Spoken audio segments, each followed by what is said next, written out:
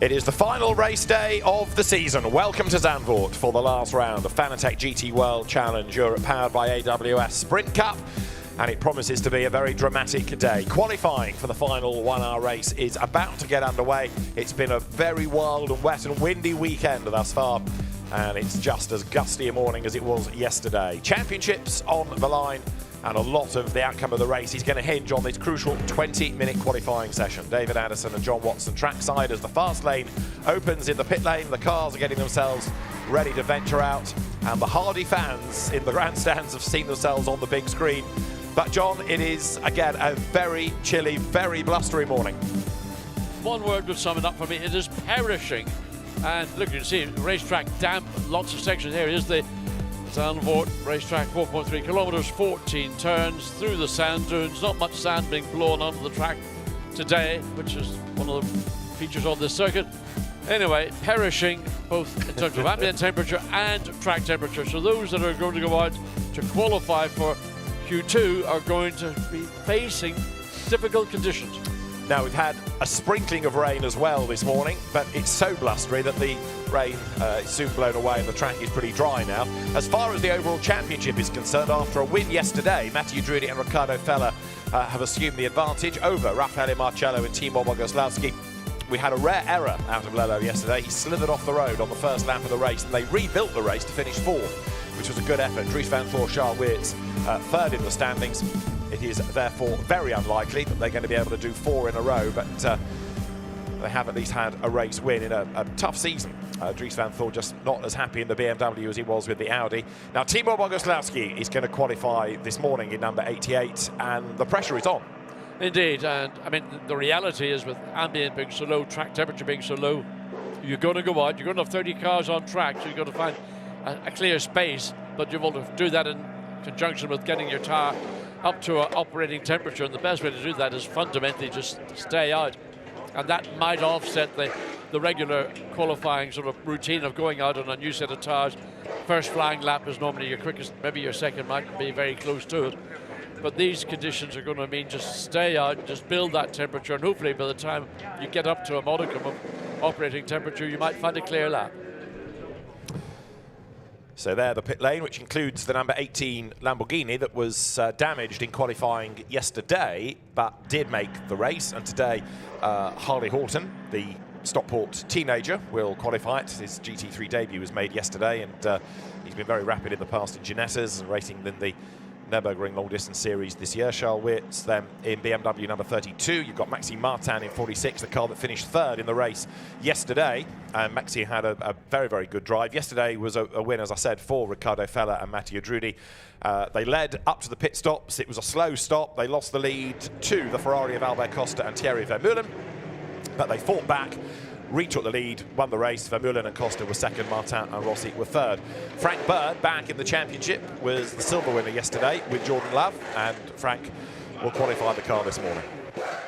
Yes, good turn for Frank Bird, but of course he's now going to be faced with the same as the remaining 29 competitors, and everybody just trying to see, look at those tyres if they are slicks. The track is probably marginally too damp, I would think, in the overall lap. There'll be bits will be drier than others, but there you can see in the pit lane that's sufficiently wet to make me think, would you go out on a set of slick tyres which they're going to lose their temperature so quickly, whereas with a wet tyre, well, it maybe not ideally wet enough, but you will get that tyre temperature. So it's a balance for teams to make, and there's some will go out on slicks and some will go out on wets. That looks like a wet, doesn't it? That is clearly, you can see the deep treads on the 25. It is the field now makes its way down the pit lane. So what we could have are cars going out early to get a banker lap in just to do a time, but if the road does dry, it's all going to get very frantic at the end, and it could be one of those sessions where the last car over the line takes the top time. The black Porsche just going down the pit lane, Einstein Guven at the wheel of it, that ran well yesterday, then had a coming together with Owen Bastard's Audi. How the two of them survived it heading into turn 7 at Skyflack, I've no idea, but it was quite a moment. The two cars fell down the order as a consequence. Tyres being readied down in the pit lane for number 40 Audi then, so it will be wet for Mathieu Drudi. He will qualify the car, but just waiting to see what everybody else does and then making commitment. Others, though, rather bravely, Charles Weerts for slicks. Yeah, now that's a courageous decision on the part of WRT to put a bit of, what they're going to do is they've decided to go down the slick route. They'll come out of the tower blankets. There will be at a sort of a 70 Celsius temperature, so they've got a reasonable amount of warmth. Brand new set of tires going on as well, not just a used set. So that is total commitment from WRT, and there you can see the reason why, as they believed around the back of the racetrack, this is coming into turn 10, that there is effectively a dry line. It's the pit lane itself that is probably about as wet as anywhere might be, and the run down to the chicane, well, it'll change a little bit as the under braking looks slipperier than it was on the exit of turn 10. We have just had as well cars on track, so the Clio Cup Series contenders have been on the road, and I'm sure the teams have been watching around the back part of the circuit where possible, just to see what the state of the circuit is like. It's certainly not bone dry as you look at Thierry Vermeulen, and what we saw yesterday was out at the back it was drier than this section of the circuit, which of course has the new tarmac on it, and maybe that takes longer to dry than the old tarmac in the middle of the line. Yeah, and well, the wind direction's actually changed slightly. It's now blowing into the face of the cars as they come down into Tarzan. Whoops. So Vermeulen is on his way. He's actually on his outlap, set a quickest first sector time. So now he goes on to a flying lap, and big commitment from the young Dutchman. He's not here to make up the numbers. He's here to get that step higher onto the podium than he did yesterday. Adam Ateki, we understand, has slithered off the road. Yesterday, they led the Gold Cup and effectively had to give away a class win. They got it back after a penalty, though. So we go for one flying lap on wet, go for one flying lap on wet.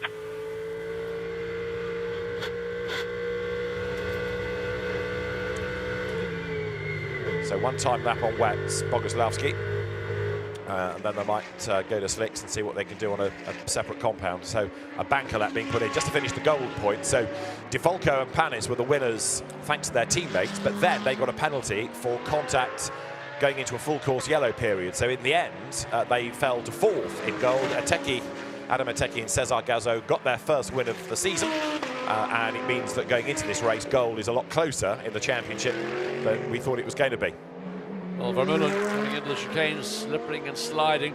Just to go back to the 88 Mercedes, Timo Boguslawski got that instruction from the pits to do one flying lap on a set of wets, then come in, which is probably, the right thing for the team to have done. Send the driver out on a set of wets. While it's not fully wet or anywhere near it, it just gives the driver that level of confidence. The initial out lap, he gains that confidence. Come in, the track will improve more or less, not quite by the car, but certainly by the lap. And the ambient track temperatures have barely changed. So there is Boguslawski looking for the wettest parts of the straight to try and not hammer too much the set of wets that he's on. So he has yet to, well, he has recorded a time, 7th for what it's worth. It'll change. Right now, Lorenzo Petresi in the 99 attempt to out of there. It is Lorenzo Petresi. And he's aiming for a 1:42.8 at the moment, which is Thierry Vermeulen's fastest time. You can see there is water on the road still. Oh. And a big slide for Petresi, and he caught that well. Did very good indeed. Now you can see that the track surface coming down on the chicane, there's a sheen on the top of the surface. So that's an area where just when you're committed, as Lorenzo Petresi was, he almost found himself getting swept into the gravel, but he gathered it all up very well. This is what you get with a young driver, just turned 18 years of old. Reactions as sharp as a razor blade. So this will be his first flying lap, and it's going to be a good one as he breaks the beam now. Then second fastest for Lorenzo Petresi, behind Mattia Drudi, who has gone to the top of the times, and they're in super slow-mo. He's just caught that, ran deep into the corner, but good save by Petresi. Second fastest. He's nowhere near the apex, but even allowing for that, he was only 0.163 of a second shy of Drudi's fastest lap time. Now Vermeulen, look, he's a bit stuck behind Charles Weerts, who's on slick tyres, remember, tiptoeing round, and that BMW does not look compliant. It does not at all, and of course it's going to take a lot of skill and patience on the throttle pedal, because of the pits anyway. But when you're on slicks in these conditions, it's a long game. You're going to stay out, just running more or less until the end, and hope that the racetrack comes to you, while others are still maybe running around, deciding between wets and slick. But Matteo Drudi look, I mean, fastest overall sector 1, quickest overall on his last lap. He's only completed, this is his 3rd lap. So it was his first flying lap that established the quickest time to date. So he's going to go quicker still, potentially barring a mistake, because he's done another absolute best in sector 1 as the road dries, but he's a little bit nervous coming into turn 11, had to fight it. It was almost not quite into the gravel. Again, as we saw with Tracy a lap earlier, that downhill braking, the track there is very slick, and of course it's a downhill approach, so that makes it all the more tricky, and you can see just what happens when you get on the throttle rather quickly coming out of turn 13, and then into this bank, Ariland bopped. Then this lap will not be as quick as his current quickest lap, 142.4. It's not a million miles away. It was actually fractionally quicker at 42.322. So he made up time around the first sector of the circuit. But Christopher Haase is now the man on the charge in the number 8. Yeah, number 11 Audi 8 fastest, Christopher Haase, 2 absolute best. This is Adam Ateki, who is the fastest in gold. This is Haase. Ateki is up to 4th, and Christopher Haase here should go top of the times. 2 absolute bests then. This car wasn't a contender in the race yesterday because it had damage even before turn 1. Lucas Legeray slithered into the pit wall. That did the suspension.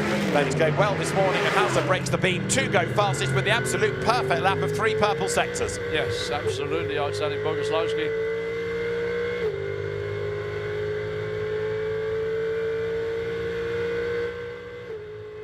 Try to do another one,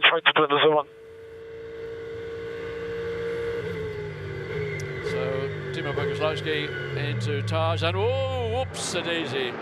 So, a handful of bumps along just at the point he committed to turning in. And I'm assuming he made it through, but right now, Boguslawski's best time is at 15th position, 143.9. 2.9 seconds away from Christopher Haase, who's currently quickest. So Timo Boguslawski being told to try one more lap. And let's see, after a bit of a slide, as you saw on the onboard, going into turn 1. Where is he now? He's 16th in the times, Timo Boguslawski. So he's going to dig deep here, but he has done an improved first sector time. So an improvement beckons at the end of the lap, assuming he doesn't make a mistake. And he runs a little bit wide, but we've seen everybody really in the session having to fight the car given the track surface. So that's nothing to be ashamed of, if you like, from Boguslawski. It proves he's trying hard, and here he is closing on traffic. That's the corner at which teammate Marcello fell off the road on lap 1 yesterday. Yes, and the other area drivers got to be careful in these sort of mixed, damp, drying conditions is that the curbs are a different level of grip to the tarmac, and that's an example of coming down into the chicane. The car slewed its way into the first part, and Boguslawski gathered it all up and is on his way. And it's one of those corners that, on my experience, just brake that little bit earlier, get the car, the speed checked, and then you can make your entry into the corner and get through it and exit it without losing time. Right, so Boguslawski then up in sector 1, down in sector 2, heading for the pit lane, 16th in the times now.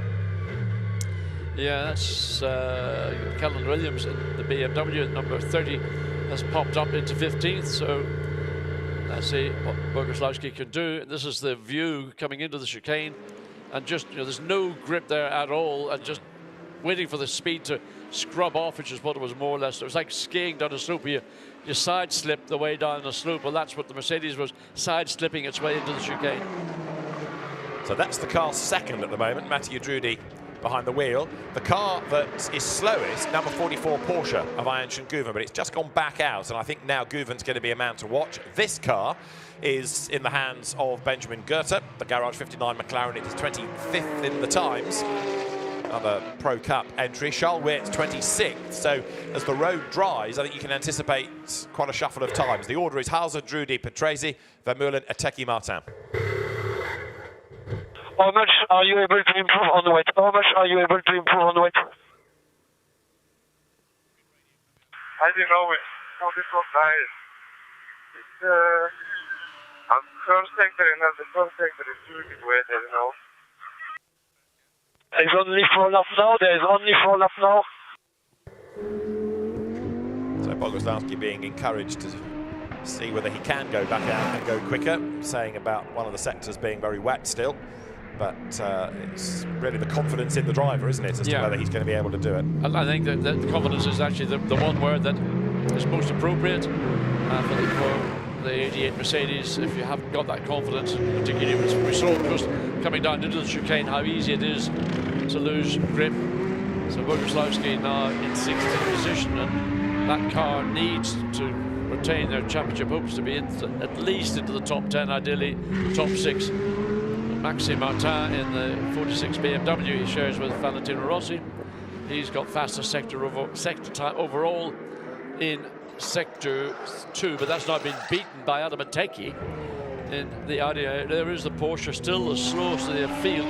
One suspects that he is also on a set of slicks, because that is not the natural pace of the driver or of the car. No, I think you're right. Guven has just gone onto a flying lap. Thierry Vermeulen has done an absolute best middle sector. This is the car that's fourth fastest then. So Vermeulen, who made a mistake yesterday, lost the lead to Mathieu Drudi, breaks the beam and goes second fastest. Good effort, putting him onto the front row. 1:42.177. That's on slicks, we think. And there's a yellow flag in the middle sector. 77 has slopped, and then again, a slick shod Mercedes, that's the 77. So that found itself slipping and sliding as well. Right, so slicks now looking like it's the way to go. If Vermeulen has just done a time on a 1:42, Haase on the wets early on was a 1:41. Still a second to the good, but slicks are catching the wets in terms of the time. Benjamin Goethe goes second fastest now. Great effort on a 1:42.104, and Ayhancan Guven is flying as well here. Yes, coming down to the slippy again. You see that side slip as the Porsche turns right, then cuts back to the left to get to the exit. And I don't know, but anytime I've raced or driven in the circuit, I've always found that area of the racetrack, but even in the drive, just to have a lack of grip. It's always felt sort of the car would slide rather than track its way through the chicane. Now what can Guven do on this lap? Looked good, and he comes up towards the line. Anything in the low 42s is good, 41s are brilliant, and he goes fastest of all, a 1:40.946. Ayhancan Guven, brilliant lap. And Vermeulen dirt tracking the Ferrari out of the chicane. You can see opposite lock being applied as he was getting the throttle on. But he is committed, and he's not afraid. He's got so much self-confidence. He's just driving the Ferrari. If it moves around, doesn't upset him. He just focuses on where he wants to be, and can he regain or get certainly to the top, just to pose. He does. Vermeulen goes quickest by just under 0.2 of a second. Almost overruns going into Tarzan. Maybe that high line entry is a better entry. Might just be a bit more grip on the very outside of the road. In the background, the BMW coming back out from the WRT stable. This is Vermeulen then, fastest by 0.188 of a second over Ayhancan Guven, and he's still hustling it along, is Vermeulen. We want to see Drudi go back out, don't we now, and see what he can do on slicks. I just think about Boguslawski, who's gone back out, currently now dropped down to 19th with that pit stop period. So through Schkeiflock, when he passes up into this, into block 10, it's the way they just grab the corner, he does it. I mean, he's not intimidated by anything whatsoever around the racetrack. That is Vermeulen in replay, going through the chicane. And nice slide. Great to watch Vermeulen, proper attacking driver. And here he is, out of turn 10, heading down towards that Hans Ensbach chicane section. It is Vermeulen, Guven, Haase, Goethe. No, it's not. Maxime Martin goes second, and Vermeulen goes straight on. Lap wasted. Indeed, and that was down at the chicane once again. Just a little bit too greedy at the point where he braked. He couldn't scrub the speed, couldn't get the speed off the car, so took the right decision and used the escape route. So that's a lap that's gone. But the sister car, Jack and Weltway, is currently, well, he's up now into 5th position. That's a significant improvement for the number 14 Ferrari. Right, Vermeulen stays out with just under 5 minutes to go. Road drying and getting quicker all the time. So Vermeulen from Martin from Guven, who is in the pits. Haase 4th, Altway 5th. Where is Drudi? 8th. So we need to keep an eye on number 40 and 44, because there goes Guven back out. The other car we're not seeing much of, and it's way down the order, is in 26th place is Charles Weerts in the sister car to the 46 we just see coming through. Boguslavski has just gone 6th fastest. Timo Boguslavski, 6th quickest. Good effort as Martin gets in the traffic. That is Frank Bird's Mercedes that he's getting past. Bird, oddly, slowest at the moment. And this is Maxime Martin's view. So the Belgian driver, who was always a real rain specialist in the early days of his GT3 racing in the BMW Z4, especially around Spa, now with the M4, hustles on. And he's got to find 62 thousandths of a second to go top. Well, literally, you mentioned, David, the last car across the line at the point the checkered flag falls probably will end up being quickest overall, and one of those cars looking to do that will be the 111.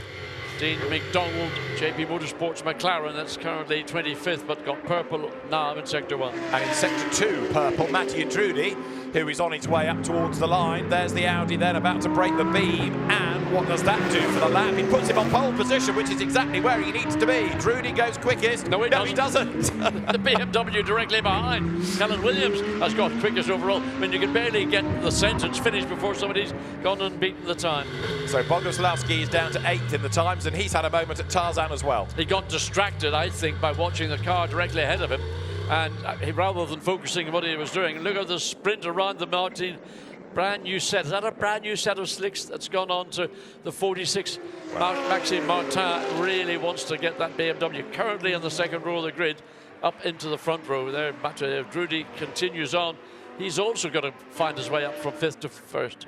For P2, Dean McDonald. You were talking about the McLaren. So 111, Dean McDonald for JP Motorsport up to 2nd. So it is Vermeulen, McDonald, Williams, Weerts now 4th, Charles Weerts. Down to 5th is Mathieu Trudy, who only about, a minute ago was fastest.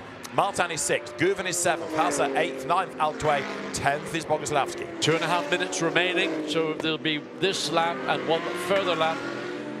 Trudy again, purple in Sector 2. Again, this part of the racetrack just doesn't seem to give any indication that it's improving. So Callan Williams, well, where are we now? Weerts is up to 3rd, and Callan Williams still in 2nd place. Vermeulen still now the lead car, 139.083, 7/10 of a second advantage over Callan Williams. That's a significant time that Vermeulen has just recorded. Yeah, having regrouped and gone quicker still. Over the line goes Trudy, back to the top, but for how long? He's in the 39s, 139.047, 36 thousandths better than anybody else. Next over the line is going to be Giacomo Altway. And what about Vermeulen's next lap? He is down in sectors. Benjamin Goethe, Garage 159 McLaren, up into 3rd position. So it's just, I mean, Dean McDonald has his time been disallowed because he's back down to 27th. Yes, it is. You're quite right. Turn 11 is where he's fallen foul of track limits, but now he's gone quickest of all. 137.933, but I'm worried that lap might not stand as well because it's come up on the timing screen to say a lap time cancelled, but it's still at the top of the timing tower for the moment, but it's gone. Weerts is the quickest now. Charles Weerts is the quickest, 138.149. McDonald's time taken away, he's 27th. So Charles Weerts has been patient. He's waited this entire 20-minute session to find the opportunity. So we're already on board with Charles Weerts. You can hear how much he's having to play with the throttle just to find the balance, find the confidence. And there, Frank Bird getting in the way of Mathieu Trudy. He'd had a moment at the chicane, and Trudy was on for a good lap here with a personal and an absolute best, and he's had to back out of it because the Mercedes got in the way. He's got enough time to get across start-finish line and go on to another final lap.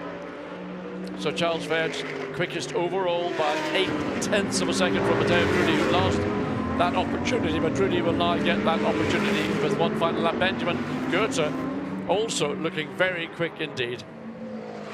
Callan Williams goes fastest now as he tries to win in gold, and we're into the 1 minute 37th, 137.746 now. And you're looking at Thierry Vermeulen. So Benjamin Goethe's McLaren goes to the top next, 137.322. This is an absolutely ideal qualifying session. Every car shuffles the order as it crosses the line. Who's next? Goethe back to the top, 137.322.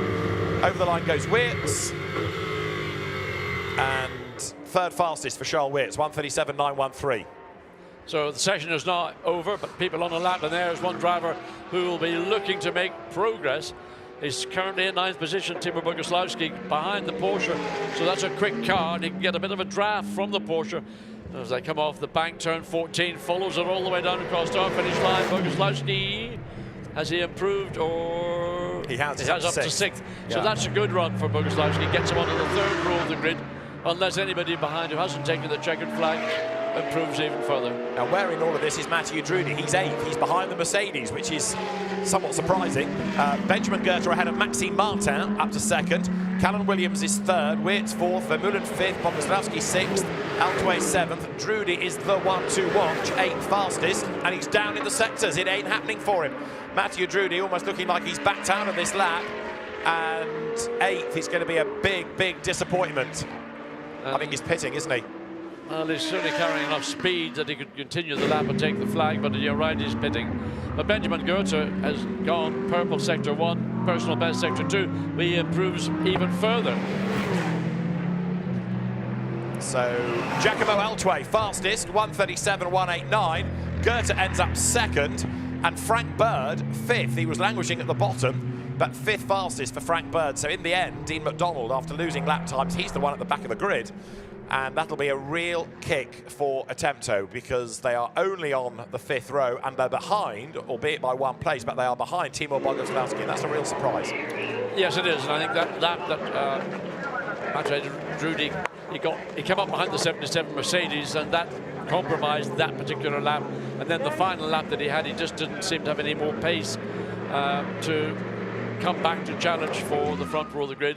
So in terms of the championship battle, you've got Boguslawski row 4, and then at the other side of the racetrack on row 5 will be the 40 Audi, Matteo Drudi and Riccardo Feller. And there's the 112 Patrick Kapinski in the gravel.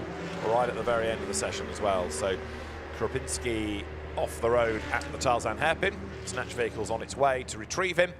Well, I don't think anybody would have predicted a front row of Giacomo Altway and Benjamin Goethe, with all due respect, but it's a really interesting grid. That's going to make a cracking race. Well done. So we are P8, and Drudi P9.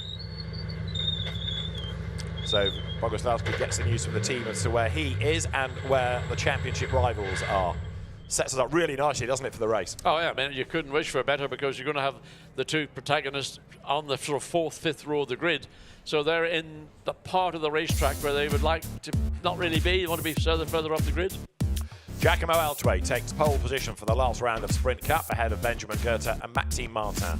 Callan Williams 4th, gold pole, and then silver pole going the way of Frank Bird, 5th ahead of Charles Wirtz, then Thierry Vermeulen. Timo Boguslawski clear of Mathieu Drudi. Lorenzo Patrese rounding out the top 10. Adam Matecki 11th from Finlay Hutchison. Christopher Meese only 13th ahead of Nico Bart, and then Ian Shinguva disappointing 15th quickest from Marco Mappelli, Christopher Hauser, Ezekiel Perez-Companc, then Paul Everard and Maximilian Powell to round out the top 20. Harley Horton in his first GT3 appearance, his first qualifying session in the car, 27th, the Stockport teenager, and the 2 JP McLarens at the foot of the times. Patrick Krupinski ahead of the much penalised Dean McDonald.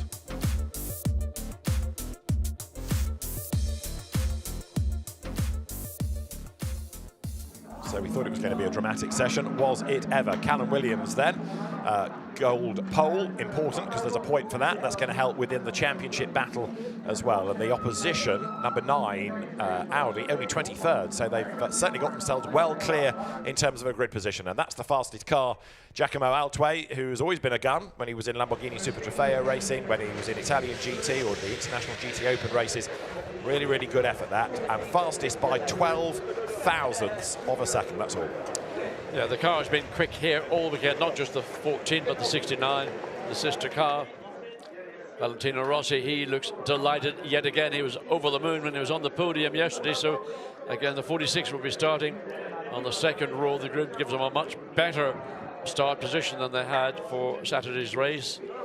But everybody absolutely freezing in the pit lane, but all forgotten with the excitement and joy of Maxime Martin's excellent qualifying. Great effort by Benjamin Goethe. I think he'll be a bit frustrated. The pole wasn't his. He lost it by that 12 thousandths of a second margin. But just think about how he has come on as a driver from those first faltering days when we saw him at Monza in his debut. Yeah, that was a memory he would choose, I think, to forget about. It was just simply he was very young and very inexperienced, and just got caught by both being very young and very inexperienced. But there we are, the joy you can see in the Emil Frey Racing Team garage to have a pole position here. And it's the 14 car, maybe against expectations, because Calvin Costa, Thierry Vermeulen has been traditionally the quicker of the two cars. Giacomo Altway being congratulated, the fastest in that session, 12 thousandths of a second. It's a pretty narrow margin. And Gemma Scott is down there. Albert Costa says well done, but Gemma is down. Have a word with Altway. Giacomo, the celebrations down here are wonderful. Did you realise you had that much in you just right at the end of the session? So I knew that the track was going to improve lap after lap. So yeah, I said, okay, in the second last lap, I made a mistake. So I said, okay, I need to focus. I need to put everything together. And luckily, I could put everything together. The car was perfect. So thank you to the team. And yeah, it feels amazing to close the season like this with this quali. Absolutely, congratulations. Look forward to the race. Thank you. So Giacomo Altway will start, and then Consta Leppäläinen will take over the Ferrari. The sister car in the end, 7th in the times, but a good effort by Altway, and 12 thousandths of a second that margin. It's going to make for a really interesting race and a really interesting championship showdown, with the 3 titles that we're concentrating on being the overall, in other words, Pro, Gold and Silver. Let's look at the highlights then of the session. A damp road, it was drying, 1 or 2 drivers being caught out early on as they discovered where the grip was. Lorenzo Petresi being a driver on his toes, having to fight the car. Matthew Drudy was quickest initially, but then yo-yoed up down the order. So too did its championship rival car, the Mercedes 88 of Timo Boguslavski. Thierry Vermeulen was quick and was indeed for a time on pole position, but so were an awful lot of other drivers, like Callum Williams, for example, who was absolutely charging. He would end up 4th. 3rd would be Maxime Martin, and Benjamin Goethe, briefly the fastest, was 2nd, although his best lap time is under investigation. So Giacomo Altway for the Emil Frey Racing Team on pole position, and we'll be on air at 1:15 for the championship showdown later today.